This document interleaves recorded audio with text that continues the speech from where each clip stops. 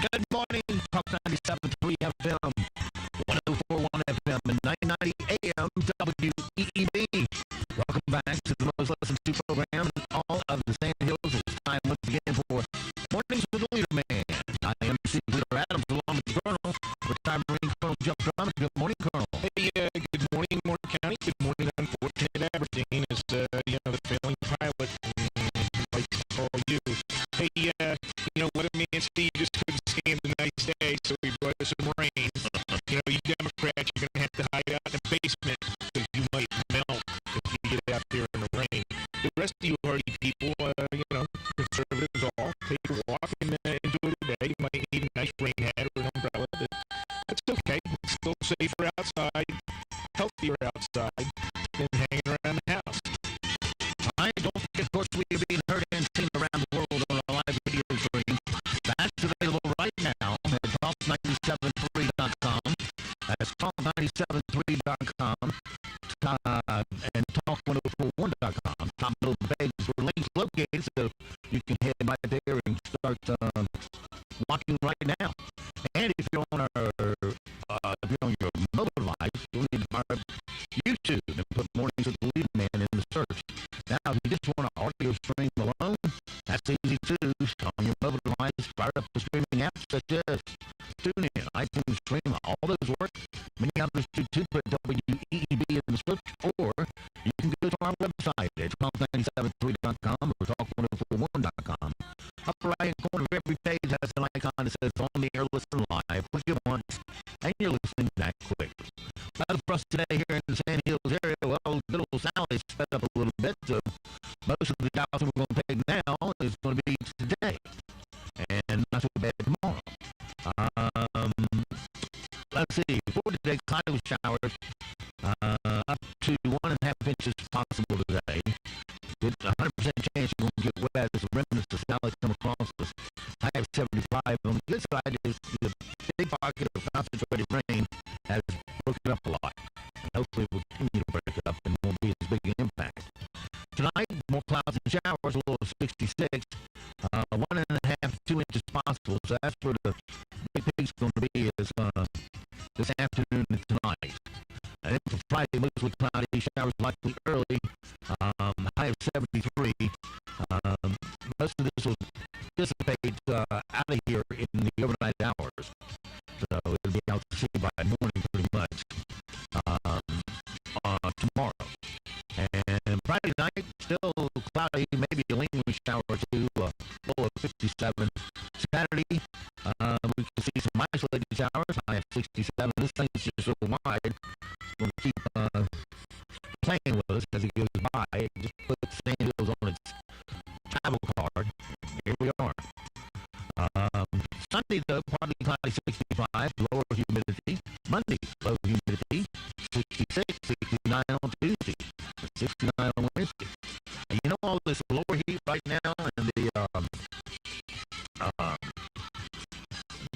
lower heat and lower humidity is courtesy of all these.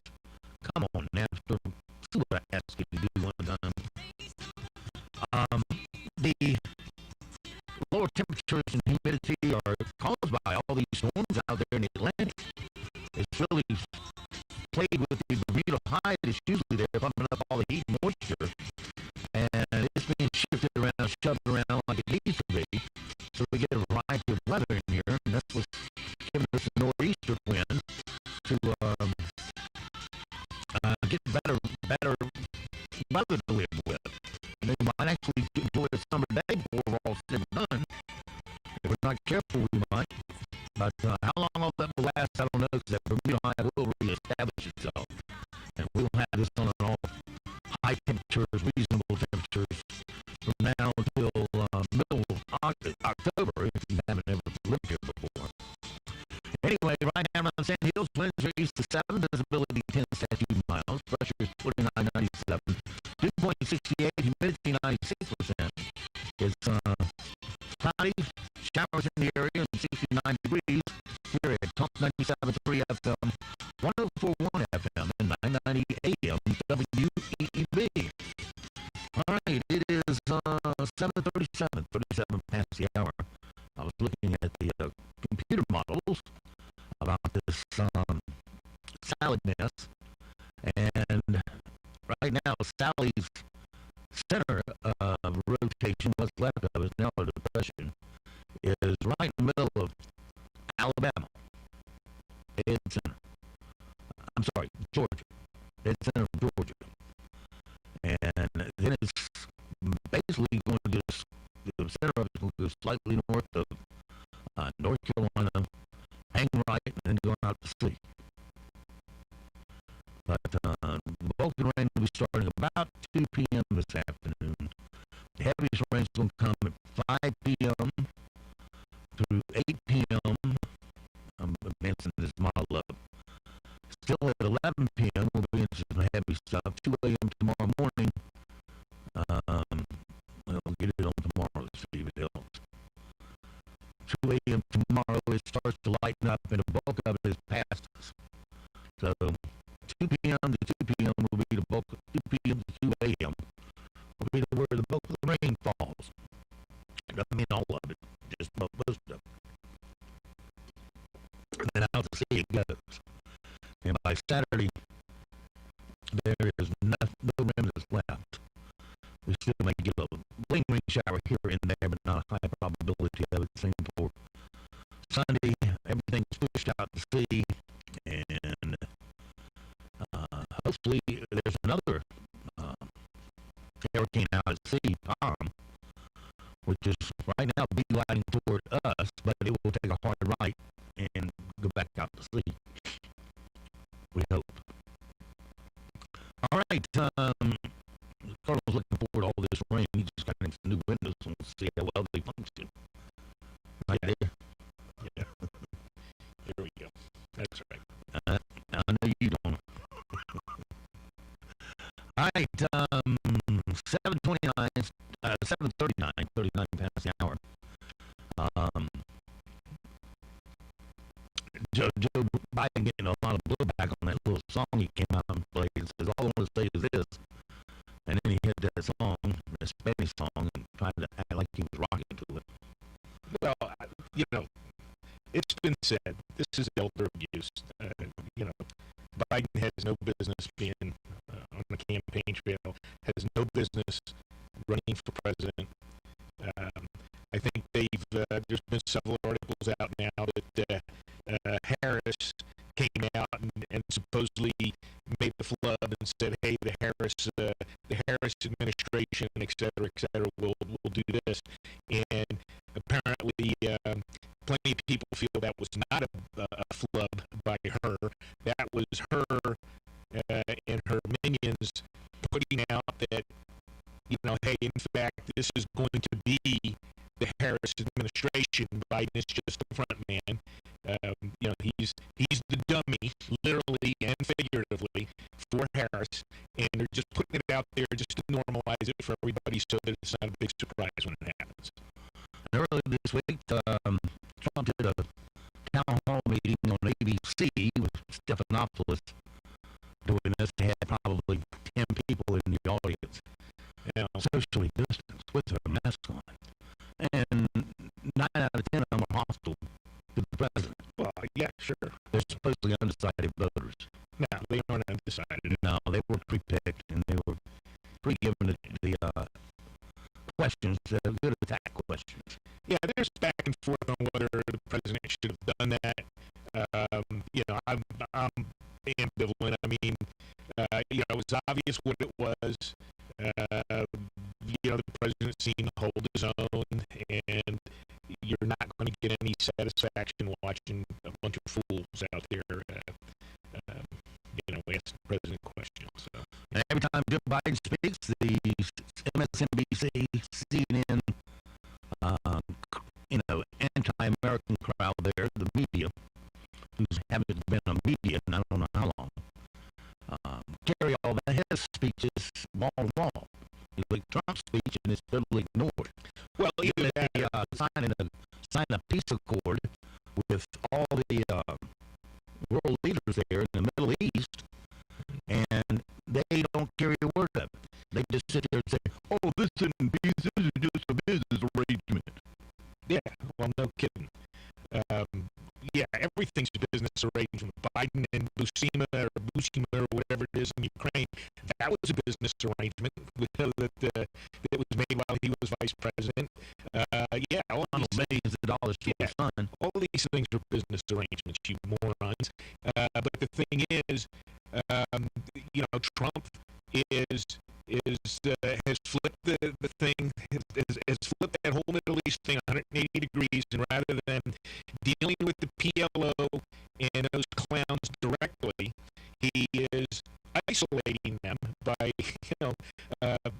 doing business deals with all the people that surround them, and eventually they're going to have to fold. And that's the way it should have been done. Actually, there was an opportunity to have eradicated those people, several times. PLO does not play well with anyone. The Jordanians kicked them out. They ruined Lebanon. Egypt wouldn't have them. No one will have them. So, yeah, they're just pariahs to everybody, even their own people. So, yeah, isolate them and let them die on the vine. Also, Alan Dershowitz suing CNN for $300 million for portraying him as a, quote, intellectual who has lost his mind, end of quote. Well, hey, join the club there, buddy. You were out there on the left for so long, and now as you start to see that some of the things on the left are really insane, yeah, you're portrayed as insane. Yeah, you're going to do what they're doing to Trump. Personally, since it's CNN, I hope Alan collects every penny of it. Well, I don't understand how CNN is even in business. I mean, they're a losing proposition all the way around. But, yeah. Steady decline in ratings, yet they're there. Yeah. Acting like people give a crap about what they think. Let's see here. Anything else? Dr. Head on, a virologist, Dr. LeaderMan, LeaderMan, that's her name, and she blew the whistle on the coronavirus, and she was there working with it in China before she fled, and said that it was developed in a lab by the military. Yes. And it was deliberately released. Yes. In order to affect the world. Yes. Imagine if these clowns come up with another one, because we're on the verge of getting a antivirus. Yes, they will continue to do this stuff forever. And speaking of the vaccine, the Trump administration has already started manufacturing the vaccine. It's getting it ready for total distribution. It wants to have 100 million vials available, or doses available, to be shipped immediately. The second the FDA clears it, right, which they're all expected to do. It has a bit of a gamble to go ahead and gin up $1 billion worth of vaccine, but if you want it quickly, this is the only way to get it. And there's a division of government, I forgot what it's called, like IDBC or something like that, that decides who gets it first. Right. Like, the obvious would be the frontline health workers would be offered it first. And from there, the elderly perhaps, and they come up with that order. Yeah, you can't get 300 million people at once. If you're Joe Blow, 17-year-old healthy high school student, you probably don't even need it. So, And Steve and Jeff sitting over here in Moore County, where we've had 27 people die, most of them in the nursing home. We'd probably be down the list pretty far. So we shall see. Anything else? Oh yeah. Well, they need to get like a double black gauge needle to inoculate Killer Cuomo. They got to stick it right in his ear and give him about several ounces of injection there and take care of him. Some of the other knuckleheads that have murdered people. Yeah. And Bill Barr, as Attorney General, has told his prosecutors that in many cases they can file sedition charges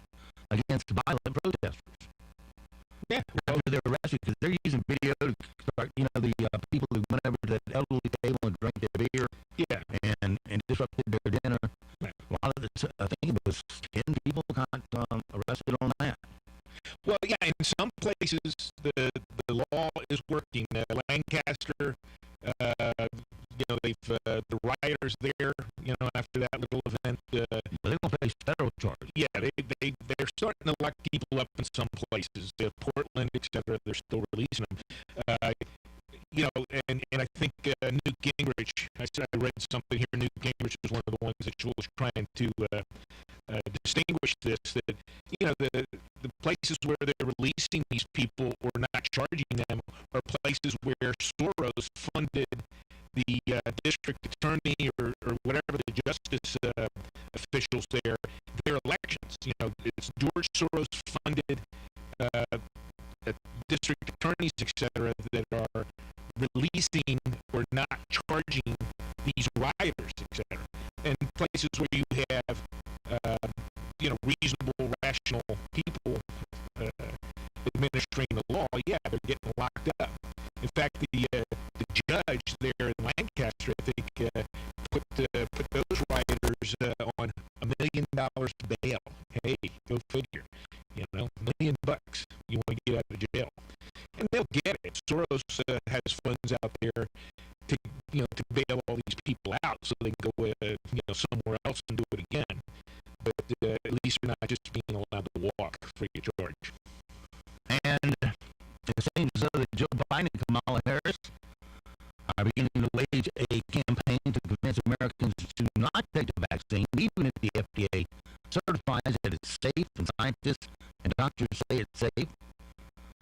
The question is, are they really willing to sacrifice thousands of Americans for politics? Right answer, yeah. Yeah, they already have. They've sacrificed, Killer Cuomo sacrificed several thousand in New York. What, 40,000? Most of the deaths associated directly with coronavirus have been in New York, New Jersey, and Connecticut in nursing homes. And because directly of the orders, the written orders of Killer Cuomo, I don't even remember the jerk in Jersey, that governor's name. But yeah, they wrote it out and said, hey, here's the policy. You'll put COVID patients in nursing homes. And Joe Biden, on the last, what did he go to? Pennsylvania, is that where it was? Well, he was down in Florida. So. That's right, he's going to Florida. And he went to Florida. And of course, he took a big old honking private jet down there. Right, of course. Can't fly commercial, no. That might help the environment. We got to be totally destructive of, do what we say, not what we do. And when he gets off the plane, he sits there and waves at the press pool, which is about 8 people. And then he waves across the tarmac as though there's a big crowd there, but there's nobody there. He even waves over there at the cornfields on the other side of the runway.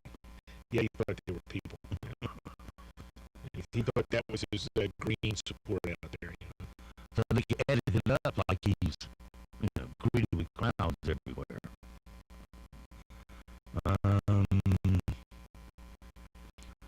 Let's see.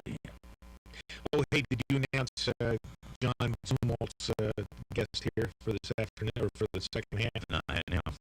Well, we probably ought to do that, just so everybody knows. Drawing a blank. Treasurer Falwell. Falwell, yeah. The Treasurer of North Carolina. Yes, he will be here the second half for John Zumwalt's half hour. So get your coffee and get yourself a apple fritter and be ready for that.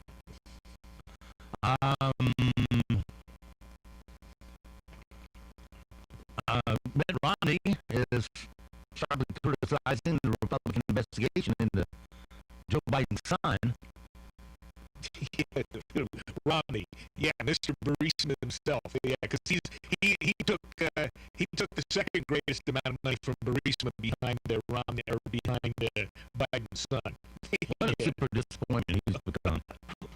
He acts he should be in jail. He acts as pitiful as other Democrats now, who just soon destroy this country to get their power. Yeah, he's an ass.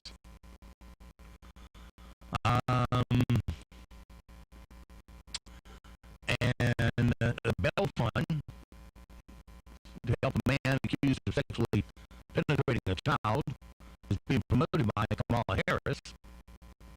Jeez. Lord. I just, pedophiles, abortionists, I don't get it.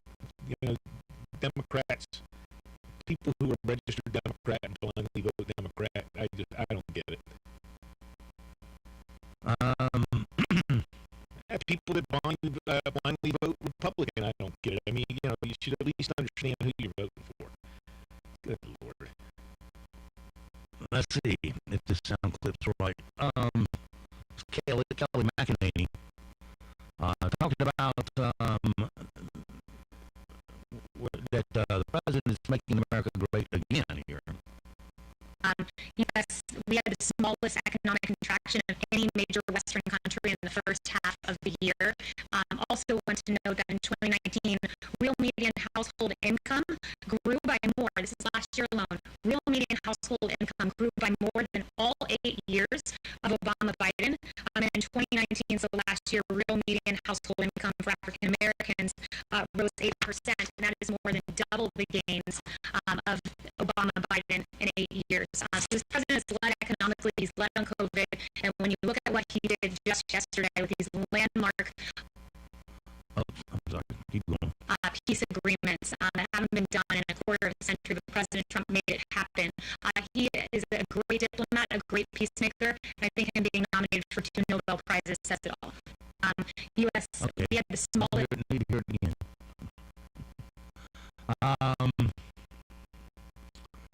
What else we got?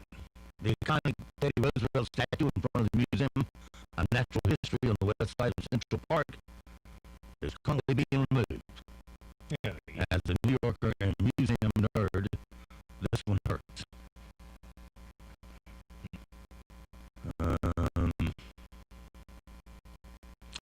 And the Treasury flagged foreign money flowing into Hunter Biden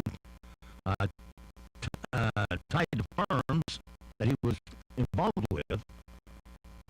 And the Senate panel is investigating whether law enforcement, U.S. intel turned a blind eye to those concerns. And now, I don't know if you heard Bill Barr yesterday, or they had a tape on him where he was saying that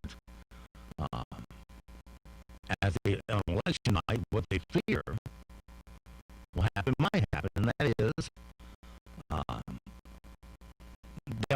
Trump will carry a state, say Florida, which he did last time, and then all of a sudden, 100,000 uncounted absentee ballots will show up. Yeah.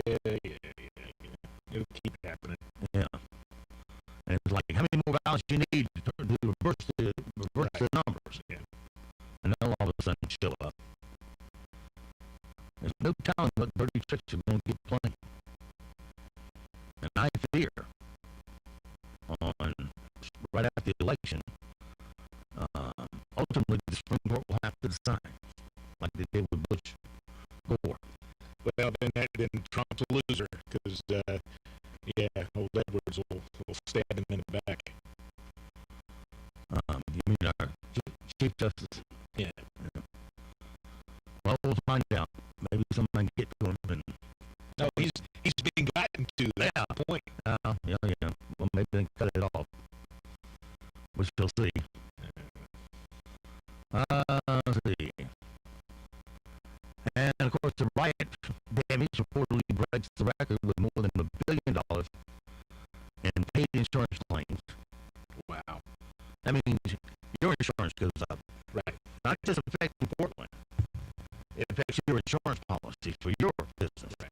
If these guys are in business to turn a profit, they will raise your rates to get it. Your premiums will skyrocket, necessarily skyrocket after all this. That's right. All because nobody has the guts to stop it. I was listening to Channel 5's news last night where they were interviewing the mayor of Raleigh who was standing by the Idi Amin lookalike, their police chief, who refuses to protect property. When Black Lives Matter hits the road and Antifa hits the road, starts burning them down and busting them up. And sits there and says, we got to get their anger out. They just stand there. Last time they did put a curfew on them, and they still sit there and watch them spray paint the courthouse and did nothing about it. But at 10 o'clock, they shoot everybody home. Yeah. It's out of hand. I mean, assassinations continue apace. I just read another one. Didn't make the national news, but some bum in Berkeley just walked up behind a white college student there in Berkeley and just shot him in the back of the head. Yesterday there were 2 drive-bys of a couple of Republican poll workers or something. One of them was killed. Teenagers, just kids. All because the governors and mayors won't enforce the law. Yeah, I got these bums out on the street that should be policed up and put somewhere, either in a mental institution if that's where they belong, or some other facility where they can be cared for if they can't handle it themselves. And this guy was a felon, shouldn't have had a gun, but yet there he is, walks out, just follows this kid down the street, puts the gun to the back of his head and shoots him. Yeah. Because there are no consequences. Yep. For the most part, everybody gets away with it. Yep, that's California, and it's spreading. It's not just California; it's all over. It's coming here, folks. It's coming here. You better wake up. And like Raleigh's police chief, other police chiefs are told us they stand down, and the mayor won't get on the case. Mayor Raleigh sat there and endorsed what they were doing. What an idiot! She's pandering to her base. All right, news is next. Morning and happy Thursday. We're waking up to scattered rain showers around the area this morning. This afternoon, we'll see scattered to widespread moderate to heavy rain, and that could cause flash flooding. We'll see a flash flood watch in effect for today. If you come across a flooded road, please turn around, as rain showers will continue overnight tonight as well. Highs in the upper 60s to low 70s, or the low 60s for Friday morning. Rain showers taper off Friday midday. I'm meteorologist Zach Malak in the Weather Center. Broadcasting from the top of the North Carolina sand dunes, 97.3FM-104.1FM and 99.3FM WEEB, Southern Pines, Pinehurst, Aberdeen. News this hour from townhall.com. I'm Mr. Thomason. Sally may no longer be a hurricane, but it's still a rainmaker moving across parts of Georgia, headed for the Carolinas. It unleashed massive flooding along parts of the Gulf Coast. One death blamed on the storm, and there were hundreds of high water rescues, some of them in Orange Beach, Alabama, where Tony Kennan is the mayor. A good number of more 60 home rescues, rising in water. We brought them to our community center and sheltered them, and they'll be there for a while because both of them filled with water. And more than 500,000 utility customers without power. Western wildfire crews say the battle against numerous fires this season has left them exhausted. California Governor Gavin Newsom puts it bluntly. This has been the worst fire season ever. 3.4 million acres, close to 8,000 fires. Crews are walking off one fire just to be called into battle a new blaze. Human, mechanical, and financial resources are taxed to the breaking point at the state and federal level. Firefighters from as far away as Israel are involved in the fight. Government spending on fighting wildfires has more than tripled since the 1990s to an average of $1.8 billion each year. I'm Tim McGuire. Attorney General Barr urging prosecutors to be aggressive in charging rioters who have brought destruction to the streets of so many American cities. So far, more than 300 people charged with federal crimes, many of them accused of serious crimes like launching Molotov cocktails, burning police cars, seriously injuring law enforcement. The government's latest employment report due out this morning. Analysts expect that it will show roughly 850,000 people applied for jobless benefits last week. And on Wall Street this morning, Dow futures are down 224 points. S&P futures off 41, NASDAQ futures down 221. More on these stories at townhall.com.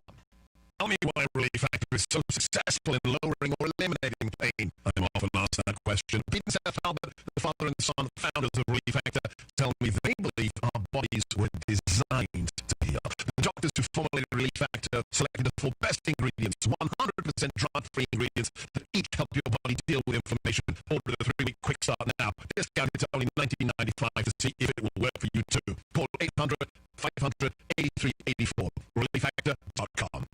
Don't miss Infidel. The new part about the Liverpool thriller inspired by true events.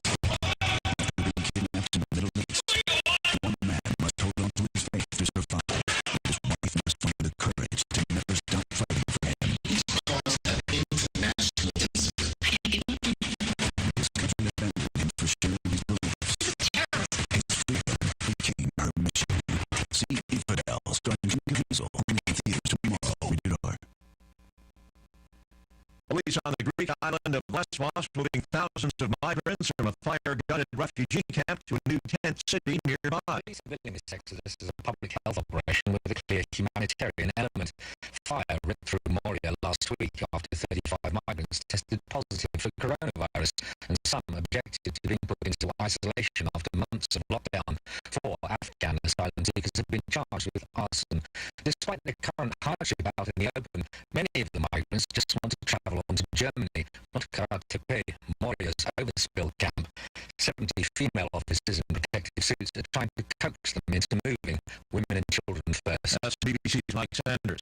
The Bank of England keeping its main interest rate unchanged at the record low of 0.1%, waiting to see how the economy recovers from a recession and what Britain's future trade relationship with the EU will be. News and analysis at townhall.com. One national poll giving a slight lead to President Trump among likely voters. According to the Rasmussen Weekly White House Watch survey, President Trump has now passed former Vice President Biden for the first time since the poll began in July, with Mr. Trump showing a 47-46% advantage. Drilling down, both candidates hold 80% partisan support within their respective parties. Urban protests are differentiated, becoming a factor in favor of Mr. Trump. 42% of Americans have had anti-police protests in their community. Of these, 75% say that anti-police protest rate as an important factor in their vote. Of this group, 63% strongly approve of the job President Trump is doing, and 66% oppose defunding police departments. George Manzani reported. And ahead of this morning's release of the jobs report, stock futures deep in the red, NASDAQ futures down T17. More on these stories at townhall.com. As our economy gradually reopens, remember to support local. Know you're doing the right thing and stay proud. Be a part of the greatest comeback of all time with Talk 97.3 FM, 104.1FM, and 990 AM. WEEB. Aberdeen Prescription Shop is one of the best independent pharmacies. Despite the chain stores, customers prefer Aberdeen Prescription Shop for its personal service, drive-through window, and free delivery. All major insurance is accepted, including TRICARE. Order your prescriptions online at aberdeenrxshop.com or call 944-1313, 944-1313, or visit the Town and Country Shopping Center on US 1. Aberdeen Prescription Shop. Just what the doctor ordered. Rick's Woodfire Pizza in the Cole Shopping Center is now reopened. In addition to the great wood-fired pizzas, Rick's has wood-fired wings, all cooked in our brick oven, and everything is made fresh daily. Your choice of craft beers on tap and a variety of wines. The wait staff is wearing face masks, and seating is more than 6 feet apart. Dine in or sit outside on the patio. Jump into the fire at Rick's Wood-Fire Pizzas, Cole Shopping Center, Southern Pines. Open every day at 11 a.m. It's better than ever. This is Dr. Terry Ann Sands of Sandhills Weekend Dental. I know some of you are overdue for a cleaning and checkup, and we are excited to welcome a new dental hygienist to our team. Her name is Katie. I can't wait for you to meet her. Give us a call. We are here Wednesdays through Saturdays at 910-687-4423 or visit sandhillsweekenddental.com. 910-687-4423. This time of year, it's hard to know whether to put on a coat or short sleeves, not to mention whether to use the heat or AC. But one thing that is predictable is you absolutely need to service your heating and air system to avoid costly repairs or replacements down the road. Call Four Seasons Heating and Air to schedule your service checkup before the summer gets here and it becomes an emergency. Four Seasons Heating and Air, a company that wants you to get comfortable with them. Call 235-0606. That's 235-0606. Attention, builders, plumbers, contractors, and homeowners. Hughes Plumbing Supply of Pinehurst has all your plumbing needs from the start to finish of your projects. They stock only the respected top quality products like Kohler, Moen, Delta, and many more. Their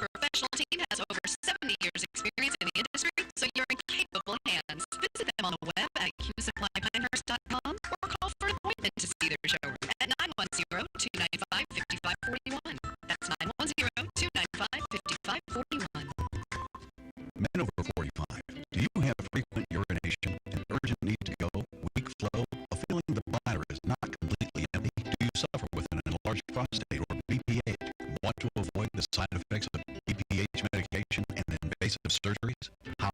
The UroLift system, a minimally invasive approach to treating enlarged prostate with milk cutting, heating, or removal of prostate tissue. Imagine an outpatient procedure with minimal downtime, rapid symptom relief, all while preserving sexual function. Find out if the UroLift system is right for you. Call and set an appointment today with one of our urologists at Pinehurst Surgical. Call 910-947-5823. 910-947-5823. Call and find out if the UroLift system is right for you. Common side effects typically resolve within 2 to 4 weeks and may include some pain or discomfort in the pelvis or when urinating and an increased urge to go. Call 910-947-5823. New York Deli is a slice of the Big Apple in Pinehurst, located in Homestead Village. New York Deli offers authentic New York bagels and a full breakfast menu until 11 a.m. Looking for lunch? There are 33 signature sandwiches to choose from. New York-style pizza on Wednesdays and Fridays, and now offering Meatball Mondays. New York Deli is open weekdays from 7 a.m. to 3 p.m. Visit Moore County Takeout and Delivery Options Facebook page for our menu updates. Call 295-2264 for takeout, or have your order delivered via DoorDash, Grubhub, or Easy Bites. NCN News. I'm Mike Riley. North Carolina is in for a very soggy next couple of days as window to the Sally approaches. National Weather Service meteorologist Jonathan Blazes in Raleigh says it will rain across North Carolina through tomorrow. Light rain is expected into Friday morning, and most of that should be gone out of the Raleigh Greensboro areas by midday Friday. There's a huge cleanup ahead along the Gulf Coast after Hurricane Sally. This person is in Pensacola. It's a great time for neighbors, helping neighbors. This is where, you come out of your homes and you really buckle down. That's the silver lining of any type of event like this. We kind of come together as a community. September 16, 1999, 21 years ago, Hurricane Floyd came ashore in North Carolina, dumping as much as 2 feet of rain in some places. In the end, 42 people died, millions of livestock were killed, and billions of dollars in damage were left in Floyd's wake. The experience of Jimmy Barnes of Kinston was typical of many. North Carolina Lieutenant Governor Dan Forrest called for all North Carolina K-12 public schools to reopen during a news conference on Wednesday. The Republican gubernatorial candidate also said he would lift the state mask requirement. Science is not a one-size-fits-all either. You have no true science without skepticism. There is no solid science or data anywhere that suggests that our kids should not be in the classroom right now. A Utah police officer is facing aggravated assault charges after ordering a dog to attack a black man who had put his hands in the air.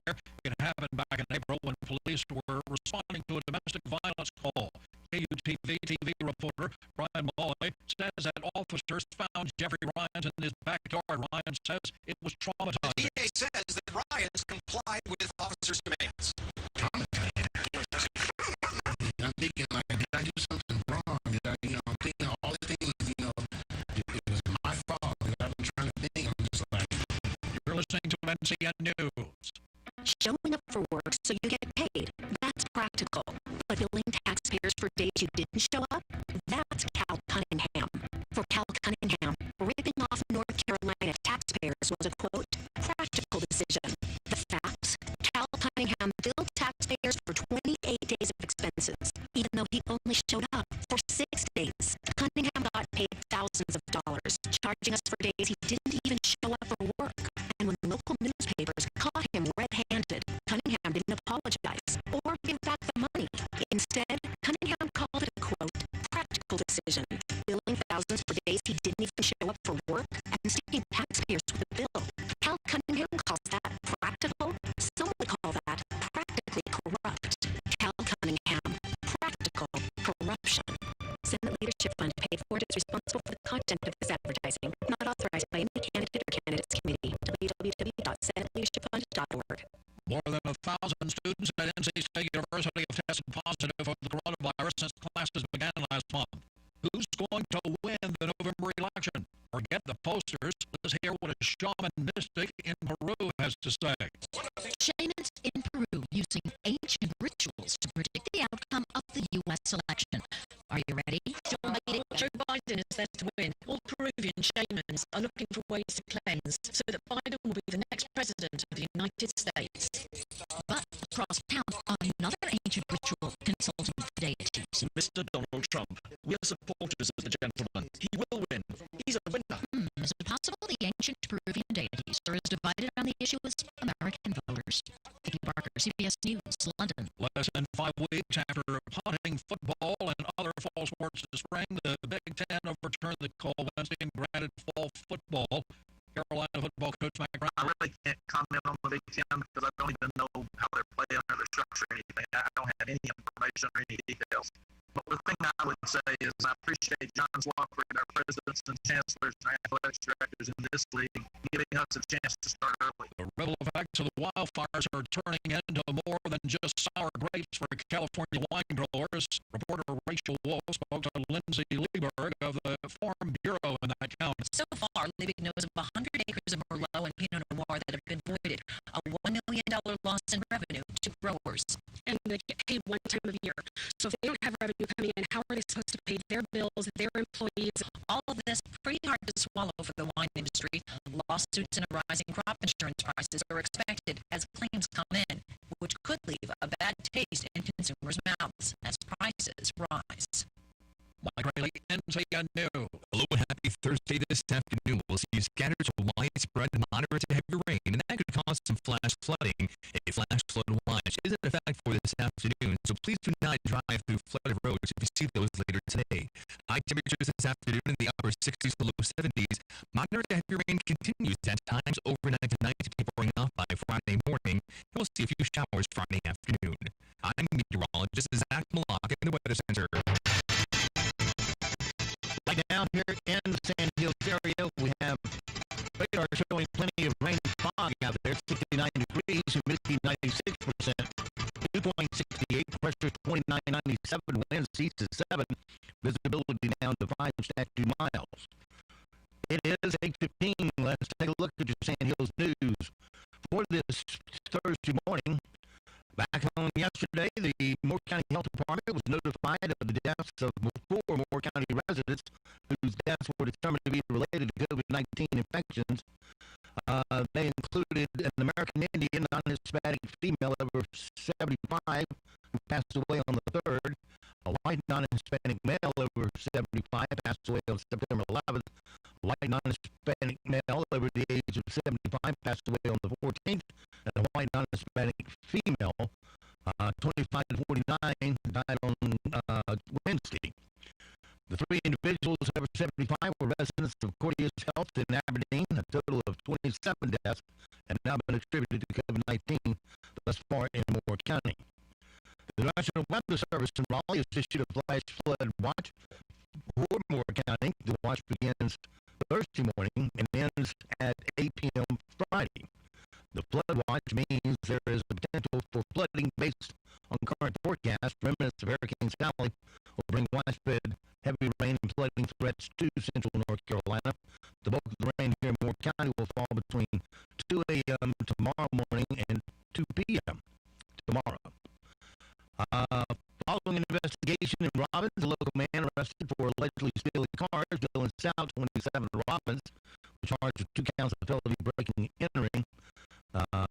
The 2 vehicles, the 2 of the vehicles that he stole were recovered. Moore County, more money is on the way for COVID-19 testing. Chairman Frank West announced Tuesday at a meeting of the Moore County Board of Commissioners. Still to be decided how the $305,000 will be spent. The funds will come in the way of grants from the Division of Public Communicable Disease Branch. These federal and state grants are being made available to local health departments.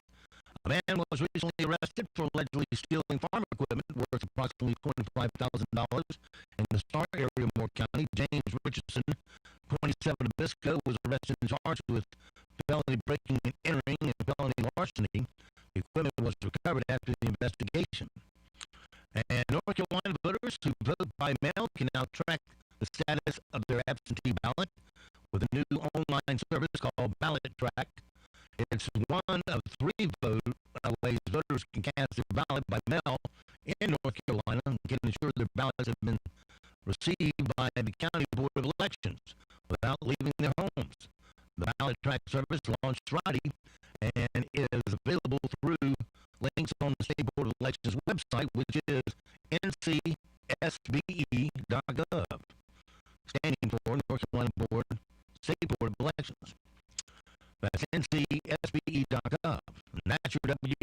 WEEB local news this morning from the Sand Hill Sentinel. And of course, you can go online to sandhillsentinel.com for more information. 8:18 Sports is next, right here on Talk 97.3 FM, 104.1 FM, and 990 AM WEEB. NCN Sports, I'm Josh Zach. Less than 5 weeks ago, they punted on football and other fall sports, putting them to the spring. Yesterday, the Big Ten overturned the call and granted football another set of downs in the fall. CBS News correspondent Nikki Batiste says money was a big reason behind the decision. With the Big Ten set to hit the field the week before Halloween, the Pac-12 is the last of the top 5 conferences so far still on the bench. Combined, they've taken more than $6.5 billion. The Big Ten plans to begin its season the weekend of October 24th with an 8-game schedule for each team. The LA Dodgers are the first Major League Baseball team to clinch a playoff spot in the pandemic-shortened season. They beat the Padres 7-5 behind Dustin May's gutty effort out of the bullpen and home runs by A.J. Pollock and Chris Taylor. The Yankees have been eating their Wheaties. The resurgent Bronx Bombers hit a season-best 7 home runs in another airshow thumping of the Blue Jays 13-2 the final yesterday in New York. Kyle Higashioka went yard a career-high 3 times. DJ LeMahieu connected twice, and Luke Voigt lofted a 3-run drive for his league 19th round trip around the bases. The 7th straight win for the Yankees, following a 5-15 slide, moved them 1.5 games ahead of Toronto, second place in the AL East. Game 6 of the NHL Eastern Conference Finals gets underway tonight between the Islanders and Lightning in Edmonton. New York's double overtime win Tuesday narrowed Tampa's lead in the series of 3 games to 2. Islanders coach Greg Trotz says any win, must win or not, makes you feel a little better when you wake up in the morning. You accomplish something, you have a good feeling, and if you don't win a game, you feel a little less pumped up, if you will. That's in the regular season game or playoff game. Also tonight, Game 2 of the NBA Eastern Conference Finals. Miami beat Boston in the series opener Tuesday night. Western Conference Finals in the NBA get started tomorrow between LA and the Nuggets. This is Instant Sports. Joe Biden. To fix the economy, we have to get control over the virus. I'm releasing a plan to save lives in the months ahead. We need to increase federal support for testing, doubling the number of drive-through testing sites. We absolutely need a clear message from the very top of our federal government that everyone needs to wear a mask in public. Every single frontline worker should have the personal protective equipment that they need to be safe. We need to support schools and child care programs so parents, if and when they can return to work, are confident that their children will be safe and cared for. And finally, we need to protect the populations most at risk, our seniors, vulnerable populations with pre-existing conditions. We need real plans, real guidelines, with uniform, nationwide standards. Simple proposition, folks, we're all in this together. We're going to fight this together. We'll emerge from this stronger because we did it together. I'm Joe Biden, candidate for president. And I approve this message. Paid for by Biden for president. The NCAA men's and women's basketball season will begin November 25th, the day before Thanksgiving. The Division I Council voted to push the start back from the originally scheduled date of November 10th as one of several precautions against the spread of COVID-19. The later start date coincides with the decision that most schools made to send students home for Thanksgiving until January out of concern about a potential late fall and early winter flare-up of COVID-19 as it combines with the flu season. Closed campuses could serve as a quasi-bubble for players, meanwhile, and provide a window for non-conference games. The maximum number of regular season games has been reduced from 31 to 27. The minimum number of games for consideration for the NCAA tournament was cut from 25 to 13. Josh Zach, NCN Sports. Thanks for helping bring the economy back, one local purchase at a time. And it uplifts you and feel better. It's the greatest comeback of all time. With Talk 97.3 FM, 104.1 FM, and 990 AM WEEB. Henning's Taste of India is introducing a new menu, including classic American appetizers, seafood, and more. A featured addition is a Nepalese favorite, momos, a delicious meat dumpling and Himalayan delicacy. Order crab or lobster tail tikka masala and cheese naan bread for just $34.99. Need delicious food for your next catering event? Just call 910-725-2050. That's 910-725-2050. Henning's Taste of India, 1720 U.S. Highway 1 in the Old Squires Club building. Hi, this is Rich Wagner from Whispering Pines. I've been suffering with acute back and knee pain for months, and after trying visits to the doctor, painkillers, and spinal injections with no relief, I went to see Dr. Wright at Wright Chiropractic in Seven Lakes. After the first visit, I noticed a lot of improvement, and I've continued to improve with each treatment. Thanks to Dr. Wright, I'm feeling much better than I have in a very long time. I was skeptical about chiropractic treatment at first, but it has truly given me my life back. This is Dr. Wright. I can't guarantee I can fix every problem, but I will tell you honestly whether chiropractic can be of help for your particular issue. Living with pain is not always the only option. Doesn't it make sense to explore every avenue before resigning yourself to the limitations of pain? Call our office today to schedule a consultation and start living again. 673-2225. Granny's Donuts of Aberdeen introduces the old-fashioned buttermilk donut. Using their third-generation recipe, they're handmade to perfection. Crispy glazed on the outside and a delicate cake on the inside. Now, every Tuesday, when you buy an old-fashioned donut and a cup of coffee for only $2.73, Granny's will throw in 3 donut holes. That's right. Get a buttermilk donut, a cup of Granny's premium coffee, and 3 donut holes for just $2.73. That's at Granny's Donuts off Highway 1 in Aberdeen, behind the Walgreens. War Dogs Army Surplus. Ward County's largest selection of Army surplus has expanded and opened for business. Since acquiring the adjoining building, War Dogs will now be able to provide Ward County with even more quality, high-end Army surplus. Bring in your Army gear, and War Dogs will match any legitimate offer from another competitor and beat it by 10%. That's right, War Dogs will match their offer and add 10% to your wallet. Open Monday through Friday, 10:30 a.m. to 5:30 p.m. and 11 to 4 on Saturday. Located at 675 West Broad Street in Southern Pines, right across the street from Deep Theaters, or call them at 910-920-7749. That's 920-7749. War Dogs. We offer more and sell for less. In Moore County, you know how much it means to have neighbors you can count on, like the one who mowed your lawn and trimmed and raked your pine straw the week you were sick. Well, here's another good neighbor you can count on.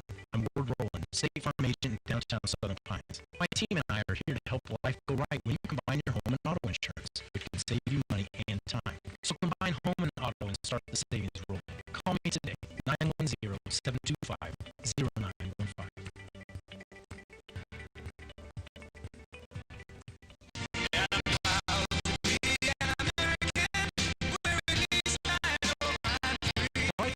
Proud to serve Moore County with superior workmanship and dependable plumbing service, including 24/7 emergency service. Like the name says, we take pride in our work and your safety.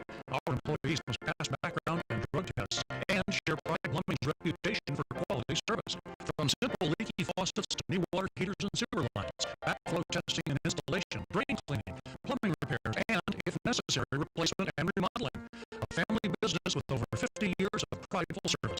Go online to callprideplumbing.com and check out our 5-star customer reviews. We offer a 10% discount to all veterans and active military. Call Pride Plumbing in Moore County at 910-295-0152. 910-295-0152. Serving with pride since 1965.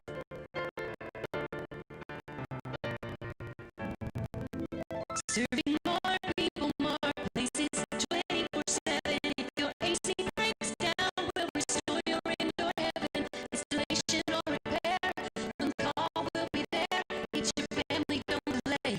Comfort's just a call away. Here, Comfort Services. Comfort Services in Aberdeen to get a free estimate on a new Carrier system or heat pump, and you may qualify for a rebate up to $1,900 from Carrier. Get in on the savings and purchase a qualifying heating or cooling product before the cool cash rebate ends November 15th. You may also qualify for financing options as well. Stop into Comfort Services on Highway 5 next to the Habitat store in Aberdeen. Call 910-695-2665. Comfort Services also sells gas logs. Call 910-695-2665. Comfort's just a call away. Comfort Services. Lavish Furniture on Highway 1 in Southern Pines is not your cookie-cutter furniture store. Locally owned and a laid-back culture and no high pressure. The quality products and competitive pricing at Lavish Furniture will amaze you. If you're on a small budget or the sky's the limit, American-made furniture manufacturers include Craftsmaster, Jackson, King Hickory, and more. Come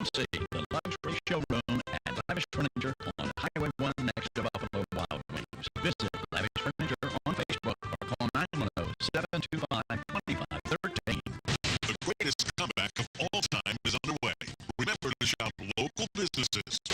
A reminder from Talk 97.3 FM, 104.1FM, and 990 AM.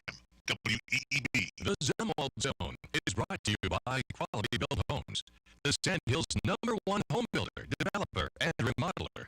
With over 1,500 homes built in Moore County, we earn our name every day.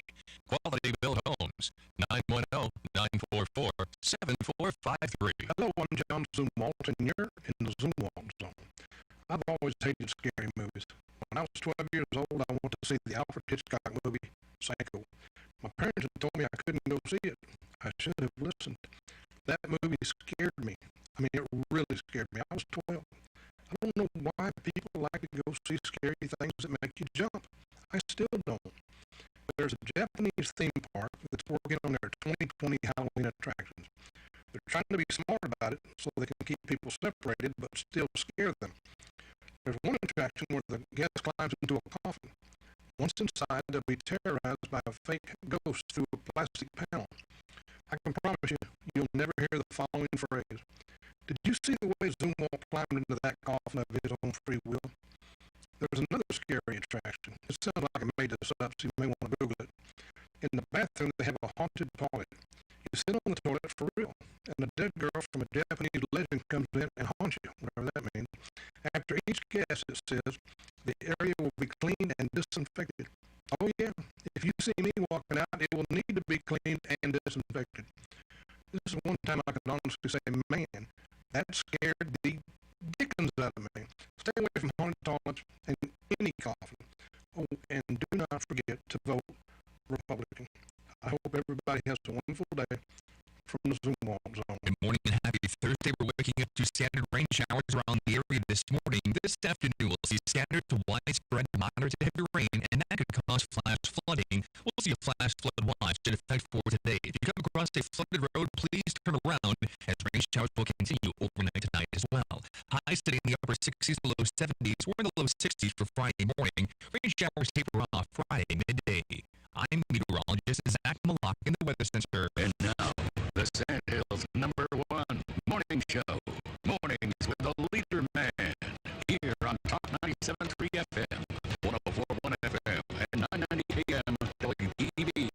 And heard and seen around the world at Talk97.3.com. The best part of waking up is waking up with us. Hey, it's Thursday. You seem happy this morning. You just say it. It's just a regular Thursday. Oh man, really? Not helping. Maybe you need some more coffee. Some more coffee? Black coffee and Irish whiskey. Yeah. Showtime.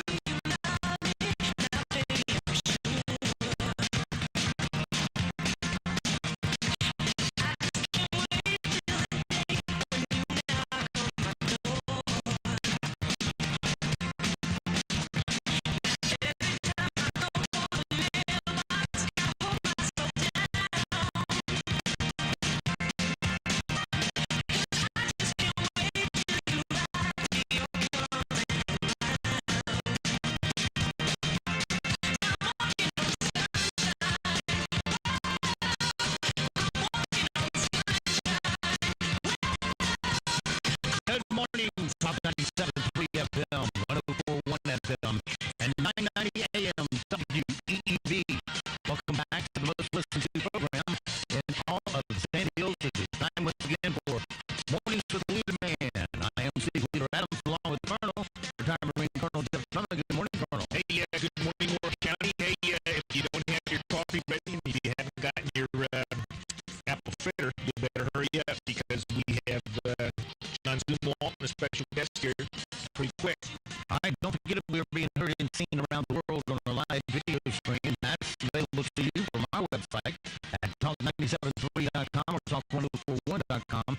Top middle of the page is where links located on your mobile device. You can get to it by firing up YouTube and putting Mornings with the LeaderMan in the search.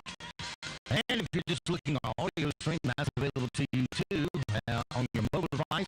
Fire up any streaming app such as TuneIn, iTunes, or Streamer, and put WEEB in the search, and we'll be at the top of the results. If you're on our website at talk973.com or talk1041.com, the right corner of every page page has an icon that says listen live. Click that once and you're listening just that quick.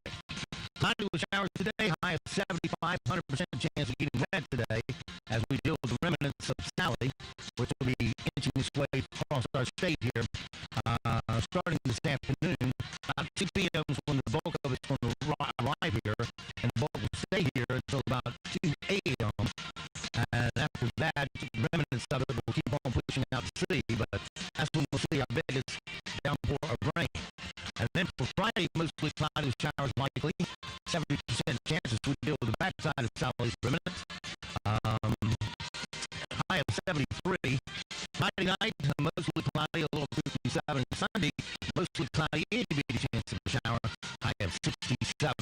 Right now around the Sand Hills, winds are east to 7, visibility 5 statute miles.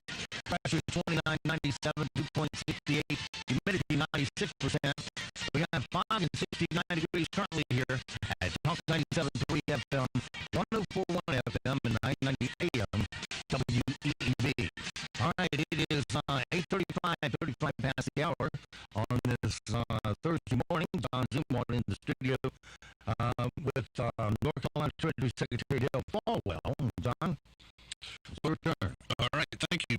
Good morning, everyone. And we do have some very good guests on here, but we've got a really special guest today. It's one of those positions, one of those men that you don't know a lot about, but you really should, and you're going to be surprised when you hear some of the things that he handles in his position as state treasurer. Good morning, Treasurer Falwell. Good morning, and glad to be with you. And walking on sunshine is not quite the word song I was looking for this morning, but really glad to be with you this morning. You up. Well, I'm afraid I was going to have to repeat the word communicable that I heard on the previous 30-minute segment, so just don't ask me about communicable. So you already had the game, you said it twice, so I'm going to stay away from it. Treasurer Falwell, a little bit about him, and he can talk about himself. He's a CPA. He's been a how-many-year motorcycle racer? 45. 45 years, and you were talking about how many broken bones you've had. Just one. Last year on my last lap of my last race at the Summit, which is the new Philmont of the East that was just built by the Boy Scouts up in Beckley, West Virginia. I went off the jump, run in second place, and I was just circus act at that point. Well, and you know, you did stick the landing, though, didn't you? Yeah. And he's also a COVID survivor. And when I say a survivor, I don't mean like my brother down in Texas who was a little bit sick with it, his wife, but they recovered. They never really felt. You were fighting for your life. I was in the late stages of March when we didn't really know a lot about this disease. My body was rejecting oxygen, and I'm one of the people you often hear about as being asymptomatic. So I've never had a loss of taste, loss of smell, shortness of breath, fever, or headache, ever. But my body was rejecting oxygen, and eventually I got tested and then got x-rays done, and then from motorcycle racing I've always carried an oxygen meter with me in the truck to make sure I'm in good enough shape to drive back home from Daytona or wherever it is we were racing, and my doctor said if my oxygen level falls into the 85 to 88 range, I need to report to the emergency room immediately. And I did that, and I was in the emergency room for exactly 35 minutes. They took me right to intensive care, where I stayed for about 3.5 days. And you learn going through COVID and intensive care, there's a difference between being religious and being spiritual. Well, you know, I want to get into what you do as treasurer, but I would like to hear you talk just for a minute about you fighting for every single breath. Was a struggle. Well, it was. When you're the keeper of the public purse and you're managing one of the largest pools of public money in the entire world, which is nearly $200 billion, that's, to put that in context for your listeners, that's 8 times the size of the North Carolina budget is what we manage, 8 times as big. Obviously, your mind's racing and thinking about other things, but as my oxygen, liters of oxygen, units of oxygen that they were giving me as they started to go from 1 to 2 to 3 to 4 to 5 to 6 to 7 to 8. And the protocols ventilated 8. My oxygen level was not increasing as they were giving me more oxygen, which means my body was rejecting it.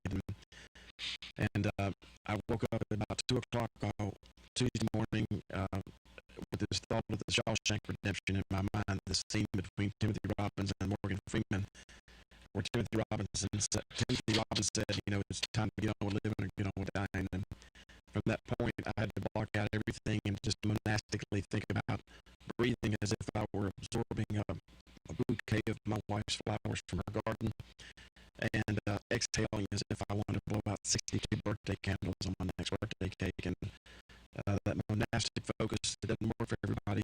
Of course, as soon as I got to the emergency room, very quickly thereafter, I was administered hydrochloroquine and Z-Pack. So after Tuesday morning, my oxygen level started increasing, and the amount of oxygen they were starting to give me, they were dialing it back. Pretty amazing story, and pretty tough guy, motorcycle wreck, and you're in your last race, broken arm. Okay, you said that I want to remind folks of this because he kind of just brushed by it. He manages the budget 8 times larger than the state's budget.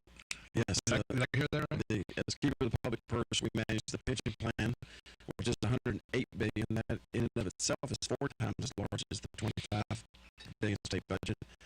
And it's the 26th largest pool of public money in the world. And on top of that, we have the 401, 457, 403. We have the state health plan, prescription drug plan with the state banker. And, you know, we really do all this on behalf of your listeners, those that teach, those that protect, and those that otherwise serve as public servants in the local or the state levels. Well, you mentioned those that teach. Let's talk about that for a minute, because I actually did have a question from a listener who texted me last night when they knew you were going to be a guest, and asked, and I'm probably going to mess this up, Treasurer Falwell, so I'll have to leave it up to you to fix my question. But she had a question about the deferred employment benefits from the federal government, the way that they are deferring these. Are you familiar with that? And you can, because folks are still having, some folks are still having problems economically, making the ends meet. You're allowed to defer your Social Security and your income tax, et cetera. Sure. And then at the end of the year, you can make it up. Well, the thing I'm thinking about is the FICA, the payroll tax deferral that you can defer for a period of time and then catch it back up in the first quarter. Most large companies, I don't think the state is doing this, but most large companies have decided not to do this, not to participate, because it puts especially those fixed income and lower income people in a situation that they can never climb out of. And we're actually dealing with that. It's not specific to your question, with the aftermath of the governor's executive order 142, where he said that anyone in the state did not have to pay their power or utility bills for 4 months, but then you had to pay them over the next 6 months. Well, let's just think about this. This is an example of one size fits none and unintended consequences and the lack of knowledge about mathematics.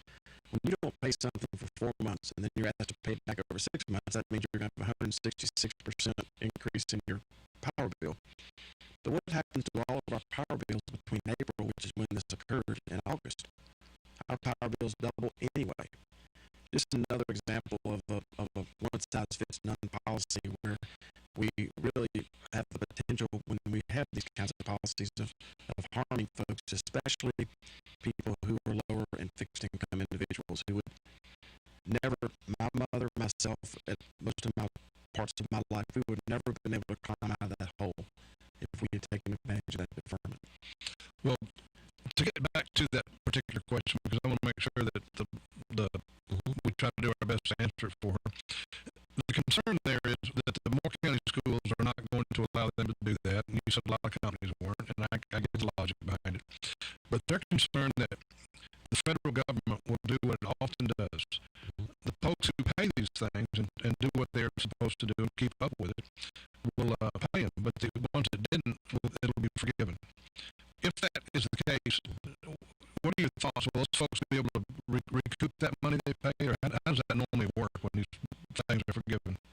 I would hope so. It's an excellent question, and the last thing any of your listeners need at this point of COVID is for folks like me to try to answer questions where we don't exactly know the answer to.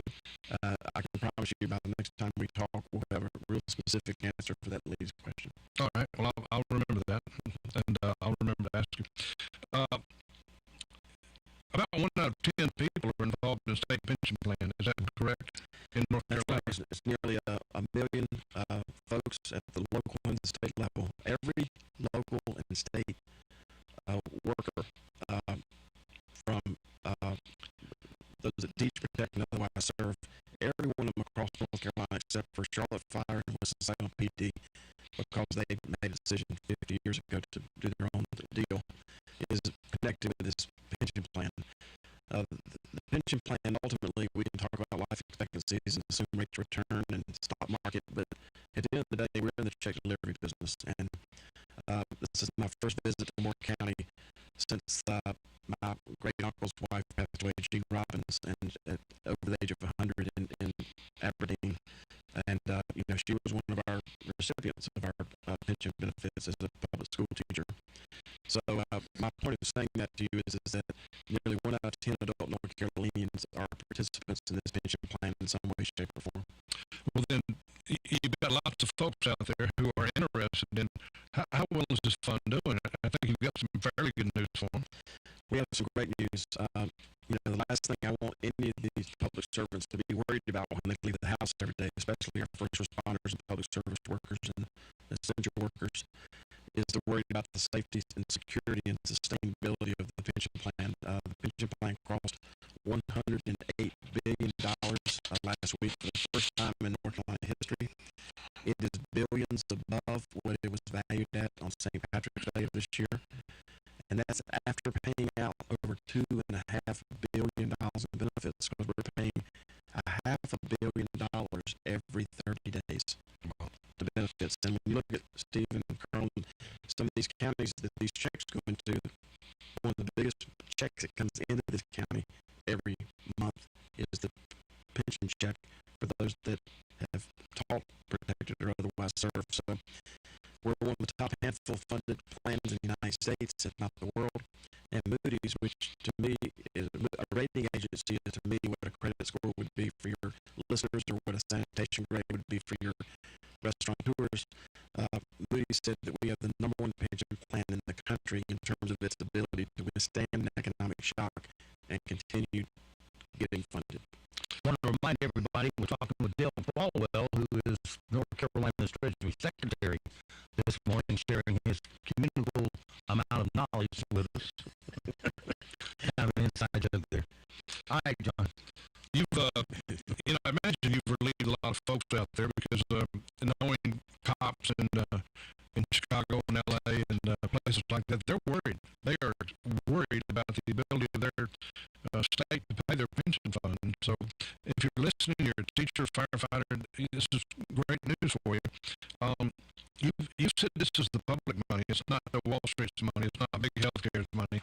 And so one of the things that I've been impressed with you since I first heard you was that you do take this very seriously, and you worry about the folks you work for. So it's excellent.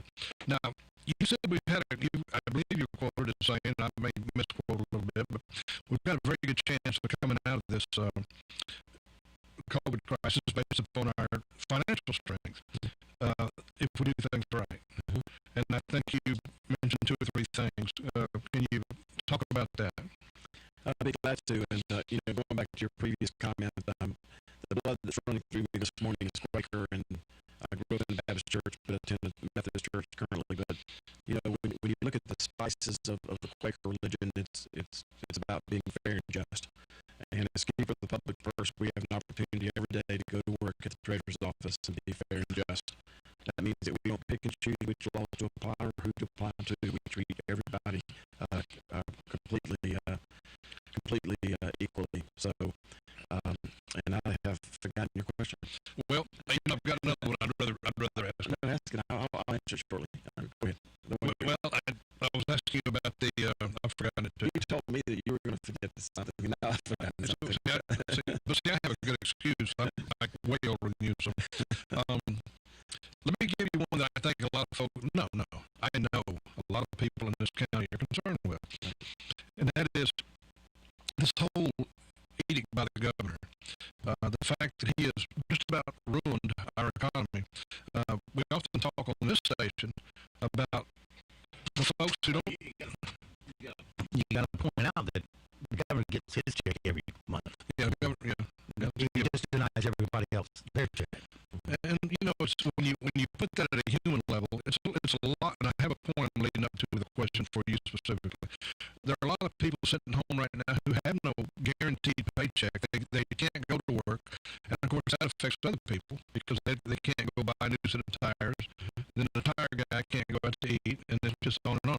So I know that you and 5 other members of the Council of State have asked to be briefed by Governor Cooper, and it's I don't know if it's unconstitutional or not for the governor to make these types of declarations without conferring with the Council of State first and letting them vote on it. So could you please speak to those two things? One, so I don't forget, is that you've asked to be briefed by the governor, and has he briefed you, and did he make you feel better if he did? And two, what was the second one? Well, it's let's just talk about briefing and reopening the economy, and going back to your previous question where I was talking about being fair and just. I wouldn't trade places with any other state treasurer in the United States with a state our size. Because of the strength of the pension plan, the surpluses from last year's budget, our AAA bond rating, and the fact that, like folks in the local communities down here, the state for the last 10 years especially has been watching its pennies and paper clips and building up rainy day funds to get through something no one could have predicted, COVID-19. But all that's going to be fluttered away if we don't have policies that are transparent, driven by data, where you can challenge assumptions, and where they're consistent. I mean, where citizens are losing confidence in our government in so many different ways is they go down the road and they say, why is this business allowed to open and this business isn't? I went by the Alto Theater yesterday on Linwood in Raleigh, and it says, Mr. Governor, give us an audience. The day when it was announced about the film credits for the film industry, here's a movie theater saying, we just want an audience. We want people to be able to come back in our movie theater. So the Council of State is constitutionally formed, and what's sad, this is beyond mad, it's now sad.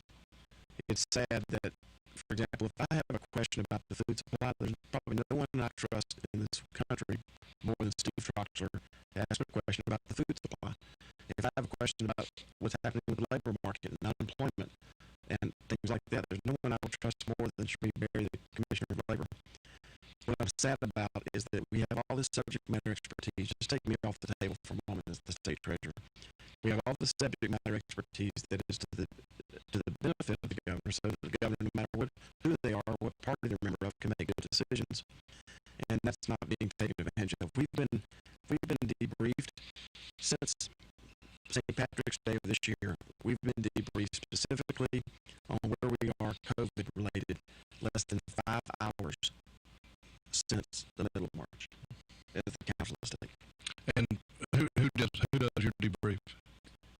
The governor is the chair of the Council of State, and he's responsible for convening this meeting. And I've been trying to get the meeting to convene in person, because what's happening is every time there's you challenge an assumption, they hit the button and say we're adjourned. And if you put 24 people in a school bus, you can sure as heck get 10 people at the Council of State in a room that's 600 square feet. And that's the downside of these Zoom meetings. Every time somebody asks a real question about how do you know that these people, when they died of COVID-19 on the death certificate, how accurate is that? I mean, just challenging assumptions so that we can actually figure out where we are, figure out which way to get it right and keep it right is very highly important because of what's happening to the economy of our state. Have you ever challenged them about the constitutionality of him deciding what can open and what can't? I don't think he has the right unless we trim off a little piece of those Bill of Rights, which isn't going to happen. Well, unfortunately, why does the state back him up when it's not constitutional? Because they can. You've got the Council of State. There are some folks out there who may not really understand what the Council of States consists of. So would you just very quickly tell Lieutenant Governor, yourself, etc. So I'm going to try to go around the horn. The Council of State is made up of the 10 elected statewide public officials of North Carolina. So it's the governor, the lieutenant governor, the state auditor, the labor commissioner, the attorney general, the insurance commissioner, superintendent of public instruction, myself, the state treasurer, the secretary of agriculture, and the secretary of state. And they obviously all have their own jobs, but they also are part of what is known as the Council of State. That meets once a month. And their job, as I understand it, is to advise the governor to, and as I understood it, and I certainly could be wrong, to even vote on some of these things that he's trying to do, or am I wrong about that? Well, you're exactly right on things that he chooses to put before us to vote on, and let me be very specific, because I think Steve's going to hit the roof when he hears this. As the state treasurer of North Carolina, and a member of the Council of State, I asked one simple question that it took 7 weeks to answer. When the vote was cast to shut down bars and restaurants in North Carolina, what was the vote? It's a public meeting. It's a public vote. It's a simple question. It took me nearly 8 weeks to get the answer. Now I know why it took 8 weeks to get the answer. Because it was voted down, not voted up. See, and you are the treasurer of the state of North Carolina. Can you imagine the kind of answer we would get? We would never get an answer. Okay, we've only got about 3 minutes left. I cannot let you get out of here without asking you about the Department of Transportation. How are they doing with their budget? Well, the DOT, unfortunately and sadly, is as I've been saying for the last 2 years, it's broken. Those are words sound alike, but they're very different. The DOT has blown through and overspent their budget over the last 24 months by $2 billion. Overspent by $2 billion. Yes, and I said this 23 months ago that the DOT, as the state treasurer, I said, is writing checks they can't cash. And all of us our age know exactly what that means. They were literally writing checks they can't cash, and now the road contractors and the vendors now realize that they were writing checks they couldn't cash because they didn't have the money to pay it. But on top of that, there's something called the Highway Trust Fund. The word is trust. When I was sworn in, the Highway Trust Fund, John, had $1.4 billion in reserve. Mr. Easley got into it, didn't he? Yeah. It had not been really touched since 9/11. So this $1.4 billion had not been really touched for 14 years. And in less than 1 year, the DOT, in addition to overspending the budget by $2 billion, took over $1.2 billion out of the Highway Trust Fund. Well, a guy like me, and a lot of folks listening don't even understand how you could even do that, how you're even able to overspend your budget by $1 billion. I just don't get that. Well, that goes to the broken part. Yeah. The lack of control, lack of accountability. There's a very good program you have out there, and I want everybody listening to please pay attention to this, because I can almost promise you that some of you will get some money out of what I'm about to say, or whether the treasurer's about to say. I can almost guarantee you that some of you will get some money out of this, and it's your money. Right. So it's called NC Cash, and it's like communicable. The word actually is the Escheats Fund. I used to stutter, and I shouldn't be saying that word either. I'm just looking forward to going to the haunted bathroom when I leave the studio this morning. But very quickly, nccash.com.